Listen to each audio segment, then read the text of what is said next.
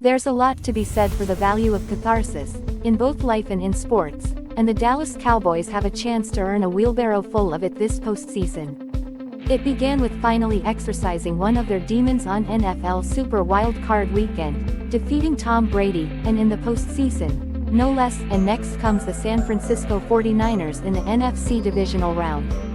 It's the team that walked into AT&T Stadium last January and knocked the Cowboys out of the playoffs, so, needless to say, it's been a thorn in the side of players like Micah Parsons, Dak Prescott, CeeDee Lamb and other players, coaches alike, who felt the sting of the loss. It sucked, Lamb admitted on Thursday, who caught only one pass in the loss and is himself looking to have a much different outing in San Francisco to wash that taste from his mouth.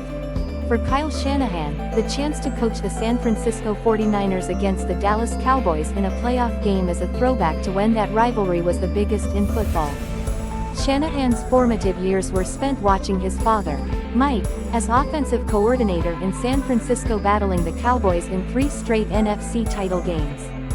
After the rivalry went dormant for more than a quarter century as the proud franchises rarely enjoyed success at the same time, it is having a rebirth with San Francisco set to take on Dallas for the second straight postseason when they meet Sunday in the divisional round.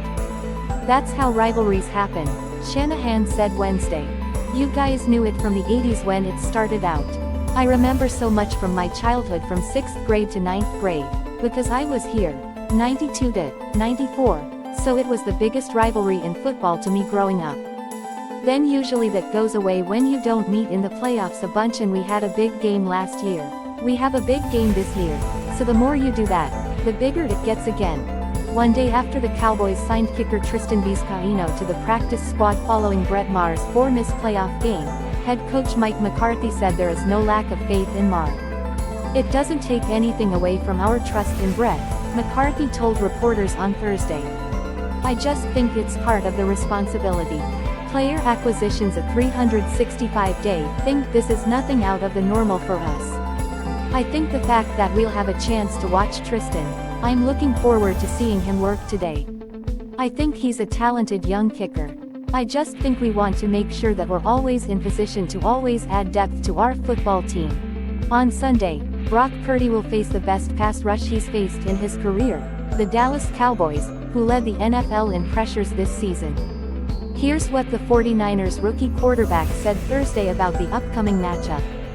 Q. When you look at the Cowboys' defense, particularly their defensive front, what kind of pops out at you? Purdy. Yeah, I feel like they're just talented across the board, up front. I think they're well coached. You can tell with their scheme and everything that they do. There's definitely a plan that they have, and they go at it, and all 5 of their guys, 4 of their guys, whoever's on the field, they pay attention to detail in the pass rush, which I feel like is a good challenge for us. I feel like we've played a handful of teams that do a good job and are well coached up front, but these guys are probably one of the best at it, and it will be one of the best challenges that we've seen.